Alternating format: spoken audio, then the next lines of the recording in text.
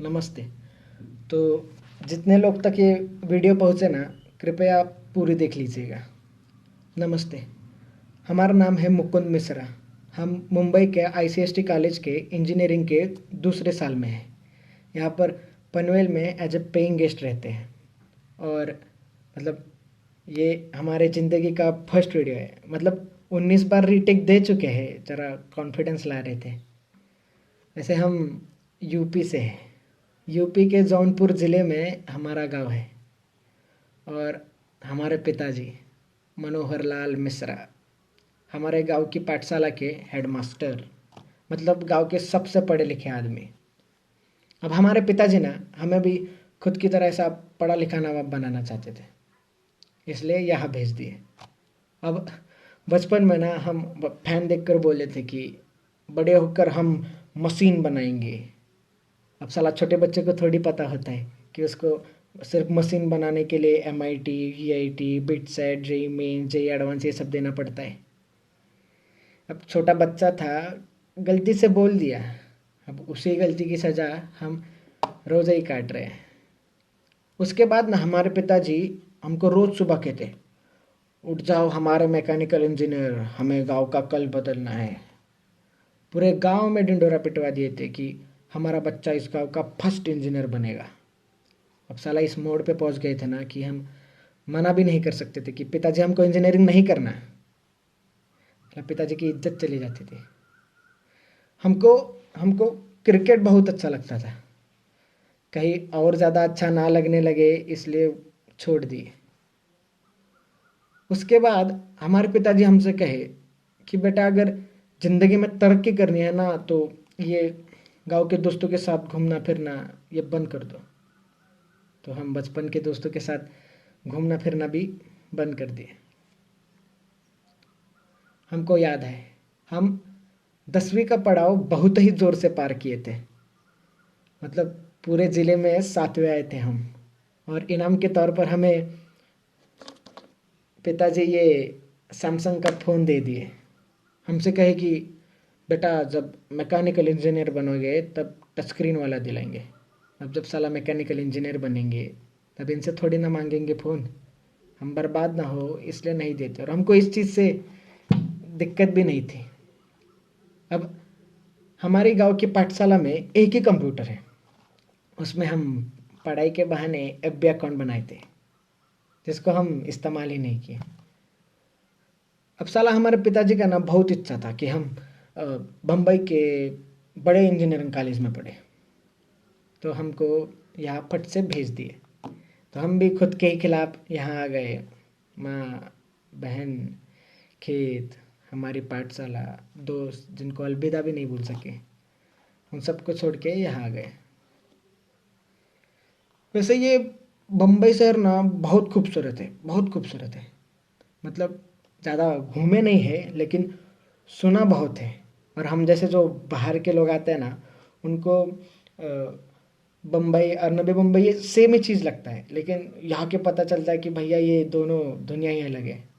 अब जब हम एडमिशन्स के लिए आए थे ना कॉलेज, तो ऐसा ऊंची इमारतें, ऐसा बड़ा प्लेग्राउंड, ऐसा अंदर होटल होटल कैंटीन कैंटीन देख के ऐसा मतलब पागल हो गए थे। अब हमारे बैच में ना एक 80 स्टूडेंट्स हैं। हम अकेले ही यूपी से हैं। अब हमारे पिताजी हमको सब सिखाए, लेकिन साला दोस्त बनाना नहीं सिखाए और लोगों से बात करना नहीं सिखाए। तो हम अकेले ही थे।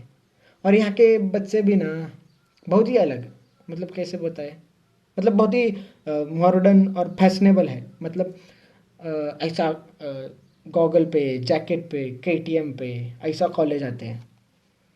और मतलब कुछ लड़कियां हैं जो ऐसा स्कर्ट में, मतलब हमको इस चीज़ से दिक्कत नहीं है, बिल्कुल दिक्कत नहीं है, बस हम पहली बार देखे तो थोड़ा गड़बड़ा गए थे।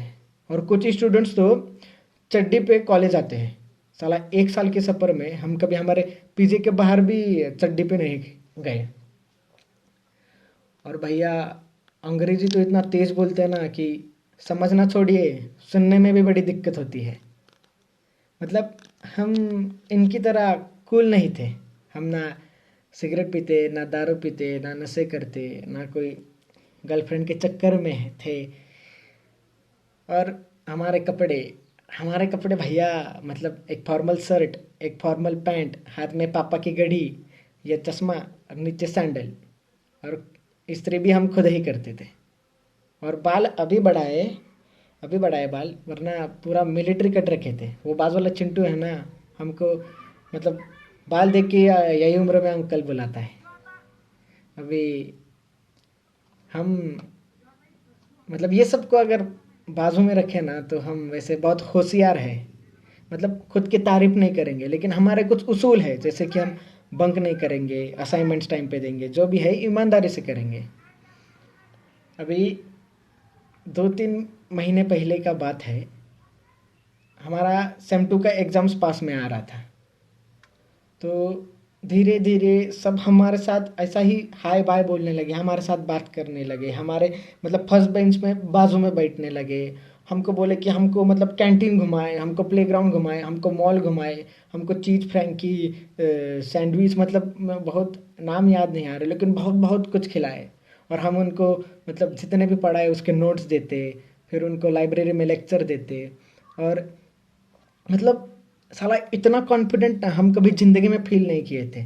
और हमको हमको ना मतलब लड़के लोग भी नंबर शेयर करने लगी, तो हम थोड़ा गड़बड़ा जाते थे उधर। मतलब अचानक इतना सारा आ गया ना कि हम पागल हो गए थे। मतलब बहुत ही खुश थे हम, मतलब हमारे ज़िंदगी का ना ये बेस्ट पीरियड कह सकते हैं। अभी हमारा ना ये वॉचमैन है ना जो नीचे, उनका यही फ़ोन पे हम वीडियो बना रहे हैं। तो उनका एंड्रॉयड फ़ोन है और उनको चलाने नहीं आता है, तो हम उन पे हमको दे देते हैं फ़ोन। तो उनके फ़ोन पे ऐप भी खोल के हम सबको फ्रेंड भी बना लिए। तो हमारा ना 2 पेपर अच्छे से हो गए, हम धम धम सबको पेपर दिखाए, सबको आंसर्स बताए। तो क्या हुआ ना कि ये कोरोना की वजह से जो बाकी का पेपर था वो कैंसिल हो गया। तो उसके बाद ना जैसा कोरोना हुआ, लॉकडाउन हुआ तो सब अपने अपने घर में। तो हमको सारा सबका टेक्स्ट आना बंद, ना हमको किसी का कॉल आता। अगर हम सामने से भी करें तो भी कोई उठाता नहीं या कोई रिस्पॉन्ड नहीं करता। हमको एक एक लड़की का मैसेज आया था कि thank you Mukund for your help, means a lot. तो हम कहे कि you are welcome, how are you. तो उसका भी रिप्लाई नहीं आया। हम सोचे कि हम ऐसा क्या कर दिए, कुछ गलत बोल दिए क्या किसी को। अभी तो हम सोचे कि साला हम कूल बनने के लिए ना फेसबुक पर मीम्स सबको शेयर करते हैं, तो सबका रिएक्शन तो आएगा। लेकिन उधर भी कोई किसी का रिएक्शन नहीं आया। मतलब हम बहुत कोशिश कर रहे थे बात करने का। हम मतलब अभी एक अकेला इंसान घर में पढ़ेगा भी कितना। हम ना गेम खेल सकते थे, ना पिक्चर देख सकते थे, ना किसी से मतलब घूमने के लिए बाहर जा सकते थे। हम हम बहुत सोने लगे थे, हम बहुत चिड़चिड़े हो गए थे, बीच में ही रोते थे, बीच में ही गुस्सा होते थे। हम ज़्यादा सोने लगे थे, मतलब हम हमारा काबू ही खुद से हट गया था। हम मतलब अभी देखिए ना, हम जो चीज़ ज़िंदगी में नहीं कहे वो पहली बार कर रहे हैं। जैसे कि हम पहली बार वीडियो बना रहे हैं। हम पिताजी को बोलने का भी कोशिश किए कि पिताजी हमको ठीक नहीं लग रहा है। हम मतलब थोड़े गुस्सा हो रहे, थोड़े ज़्यादा रो रहे, या हम बहुत अकेला महसूस कर रहे हैं। तो हमारे पिताजी हमसे कहे कि बेटा ये ज़िंदगी का मोड़ है, ये सबके साथ होता है। हमारे साथ हुआ, तुम्हारे दादाजी के साथ हुआ, ये आएगा और चला जाएगा। हमारे पिताजी समझने की कोशिश ही नहीं की कि हम क्या कहना चाह रहे थे। अब हम ना एंजाइटी और डिप्रेशन ये सब में विश्वास नहीं रखते थे। पर साला जब वो इंसान को होता है ना वो चीज़, तब तब ही समझ आता है कि भाई ऐसा मानसिक बीमारी करके भी कुछ तो होता है। अब हमारे गांव में ना मानसिक बीमारी का दो ही मतलब है, एक तो भूत बाधा और दूसरी मतलब ये पागल हो गए। साला हम गुस्सा हमारे दादाजी से नहीं है, ना हम गुस्सा हमारे पिताजी से है। हम गुस्सा इस समाज से है, जो जब सर दुखता है तो हाथ में फट से डिस्प्रिन दे देता है, लेकिन साला जब दिमागी हालत ठीक ना हो तो मुंह ही फेर लेता है। अब साला परसों का ये बात है, हम उसी उम्मीद में फ़ोन लिए थे कि हम देखने की फेसबुक पे हमको गलती से किसी का मैसेज आया रहेगा। तो हम खोले तो देखे कि सबने स्टोरी शेयर किए थे, और उसमें लिखा था, तो क्या लिखा था, उसमें लिखा था कि if you feel lonely you talk to me, I better see you laughing instead of seeing in your grave, and suicide is not the option. अब हम क्या बोले बे? और कितना गिरोगे बे तुम लोग? गए 1 महीने से हम बात करने की कोशिश कर रहे हैं कि हमसे कोई बात करो, हमारा फोन उठाओ, हमसे हम तरस रहे थे कि हम हमारी सुनो मत, लेकिन हमसे बात तो करो, हमको तो जानो कि हमको क्या हो रहा है। साला एक फेमस इंसान अगर सुसाइड कर ले तो सबको इस चीज का फर्क पड़ता है, लेकिन आपको पता है क्या? साला हर 1 घंटे में एक स्टूडेंट भारत में आत्महत्या करता है, लेकिन तभी किसी को फर्क नहीं पड़ता, क्योंकि वो फेमस थोड़ी ना है। ये फर्क छोड़िए, ये ना, ये सोशल मीडिया को चलाने के लिए ये लोगों को कंटेंट मिल गया, और ये जो कंटेंट है ना, ये इंसान की जिंदगी से भी बहुत ही प्यारा है।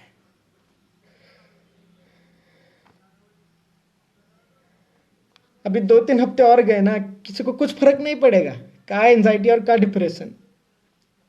साला वो दर्द ही बहुत अलग होता है जब दर्द बांटने के लिए भी कोई नहीं होता। अब हम यही कहना चाहते हैं कि अगर ये सोशल मीडिया की दुनिया से निकले और आजू बाजू देखे कि लोग रुके आपसे आपसे बात करने के लिए तरस रहे अकेले, तो उनसे बात कीजिए, उनको ऐसा मुंह मत फेरिए। अगर ये बोलते वक्त हम किसी का दिल दुखाए रहेंगे तो माफ कर दीजिएगा, हमारा उद्देश्य नहीं था। हमको सुनने के लिए आपका बहुत सारा शुक्रिया, धन्यवाद। नमस्ते। अब तो आप सब लोग हमको पहचानते होंगे, इतना प्यार जो दिए, लेकिन जो लोग नहीं पहचानते ना, उनके लिए नमस्ते। हमारा नाम है मुकुंद मिश्रा। कुछ दिन पहले हम आप सबके सामने हमारे दिल की बात रखे थे, लेकिन साला एक चीज़ हम बोलना ही भूल गए। ये जो साला मुकुंद मिश्रा है ना, ये असल में है ही नहीं। ये एक कलाकार है, प्रथमेश बर्गे, उन्होंने ये किरदार लिखा। अब हम ज़्यादा कुछ कहेंगे नहीं, आप उनसे ही मिल लीजिएगा।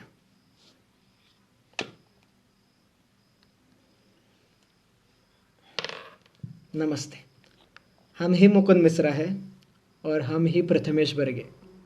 नमस्ते दोस्तों, मेरा नाम है प्रथमेश बर्गे और मैं मुंबई बेस्ड एक्टर हूँ। और इससे पहले मैं कुछ बोलूँ, मैं सबको बहुत बहुत बहुत ज़्यादा बड़ा थैंक यू बोलना चाहता हूँ, क्योंकि मैंने जेन्युइनली एक्सपेक्ट नहीं किया था कि मुझे इस काइंड का सपोर्ट मिलेगा। मेरे वीडियो को इतना लोग शेयर करेंगे, इतने बड़े बड़े लोग शेयर करेंगे, मुझे डीएम करेंगे। मतलब 10K के सपने देखने वाले लड़के को आपने 10 मिलियन व्यूज़ तक पहुंचा दिया। और मतलब thank you for liking, thank you for sharing. और जिन लोगों ने प्यारे प्यारे डीएम्स और कमेंट्स लिखे हैं, मैं जितने लोग को रिप्लाई कर पाया मैंने किया, और जितने बाकी लोग को नहीं कर पाया, आई एम सो सॉरी और थैंक यू। और मैं यही बोलूँगा कि आपने जब ये वीडियो देखा, आपने सिर्फ मुकुंद मिश्रा नहीं देखा, आपने ये समझा कि मेंटल हेल्थ भी एक इशू है। और दूसरी बात तो आपने ये जाना कि एक आर्टिस्ट कुछ बोलना चाह रहा है, और आपने इस आर्ट को, एक आर्टिस्ट को इतना प्रमोट किया, इतना अप्रिशिएट किया। मैंने सपने में भी नहीं सोचा था कि मुझे इतने लोग डीएम करेंगे कि ब्रो तू बहुत अच्छी एक्टिंग करता है, ब्रो कीप इट अप। मतलब मैं बस रोना वा के छोड़ दिया आप लोग ने। और मैं फिर से यही कहूँगा कि मुकुंद मिश्रा एक फिक्शनल कैरेक्टर है, और मैं प्रथमेश बर्गे ने वो कैरेक्टर प्ले किया मेरे मोनो एक्ट में। और मुकुंद मिश्रा भले ही फिक्शनल हो, लेकिन आप सब लोग ने उस कैरेक्टर को ज़िंदा किया। उस कैरेक्टर को आप, अब वो अमर हो गया वो कैरेक्टर। और वो कैरेक्टर भले ही फिक्शनल हो, लेकिन अपने आसपास ऐसे कई मुकुंद मिश्रा हैं, ऐसे कई लोग हैं, मतलब आपके ही दोस्त हैं, जो मतलब आपसे बात करने की कोशिश कर रहे हैं लेकिन बात कर नहीं पा रहे हैं। तो ऐसे लोगों से बात कीजिए, उनकी बात सुनिए और उनको बहुत सारा हँसाएँ। और एक चीज़ बोलूँगा, एक आर्टिस्ट जब उसका आर्ट बनाता है तब उसको अच्छा करने के लिए वो काफ़ी मेहनत करता है। लेकिन मैंने देखा कि कुछ लोग फेक मुकुंद मिश्रा क्रिएट कर रहे हैं, उसकी फेक बैक स्टोरी बना रहे हैं और मतलब सिंपैथी गेन करके लोगों तक गलत मैसेज पहुंचा रहे हैं। तो मैं बस उन लोग को कहना चाहता हूँ कि ऐसा मत कीजिए, बाकी सब आप पे है। और फिर से मैं थैंक यू बोलना चाहता हूँ यार, मैंने एक्सपेक्ट नहीं किया था इतना सारा, बहुत ज़्यादा हो रहा है अभी ये। लेकिन ये सब देख के मैं बहुत मोटिवेट हो गया हूँ। मैं ज़रूर आपको आप कंटेंट आप तक पहुँचाने की कोशिश करूँगा, आपको हँसाता रहूँगा, आपको रुलाता रहूँगा। तब तक आपका ये दोस्त प्रथमेश ए के मुकुंद मिश्रा आपको अलविदा कहता है। Thank you.